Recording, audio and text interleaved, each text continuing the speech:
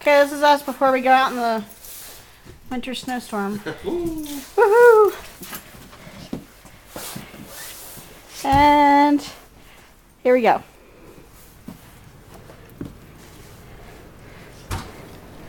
This car was uncovered this morning.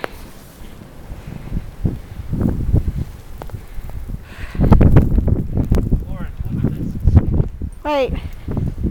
Just since today. Oh my gosh. This sucks. Don't let Jasper go out in the street.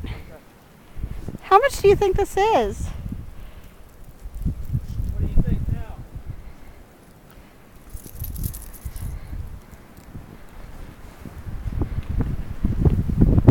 I think I'm definitely getting snow in my boots.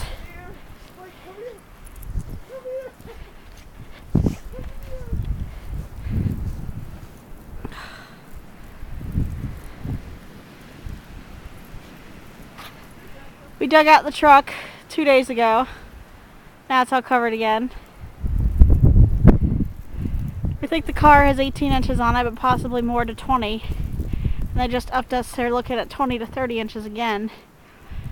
And we just got 27 on Saturday, and here it is Wednesday.